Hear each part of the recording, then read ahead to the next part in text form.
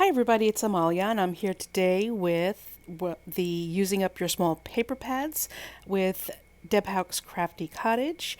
We get together on the 25th at 10 a.m. each month to show you the projects from our small paper pads. This is an 8x8 Love Nicole paper pad called Morning Brew. Last month I made about 36 cards. Today I'm going to show you about 25 cards.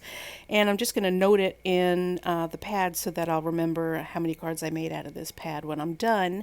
And let's see, 36 and 25 is 50, 61. So far I've made 61 cards from this paper pad.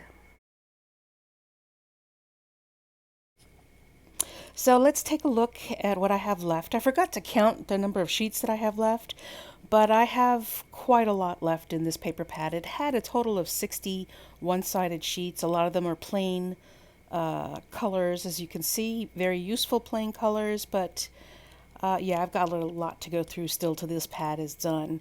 So here's the first set of cards. I use Operation Write Home card sketches and maps typically when I go through my paper pads, so I did that with this as well. Here's the sketch, and here's what I produced.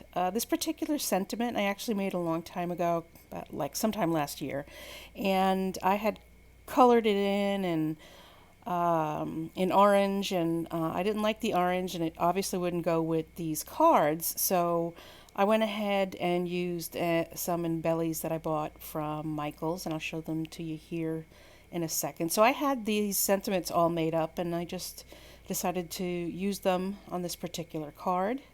And here they are, just little paper flowers with little pearls in the middle.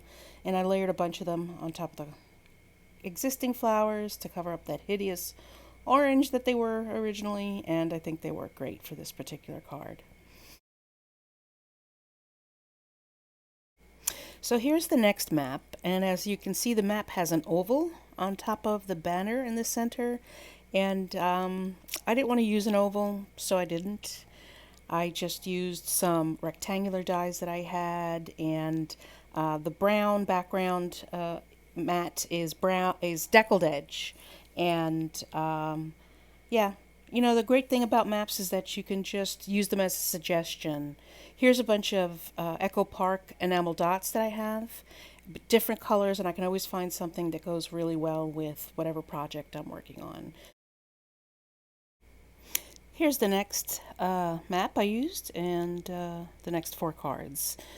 Typically, on the maps where you see the white space is, I guess, where you can put an image or a sentiment.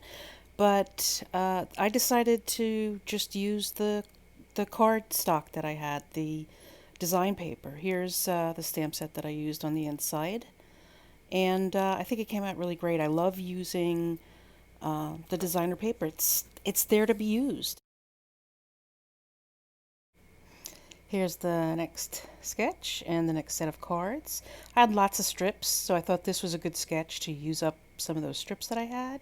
This first sentiment is from Stampin' Up, and then this next little image and sentiment with all the donuts and is from Recollections. Here's the stamp set. I used my Copic colors to color in the donut.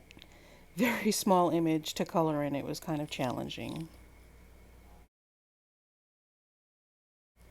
I have some outlet clear sparkly enamel dots that I used on this set of cards as well. Here we have the next set of cards. This one came out really cute.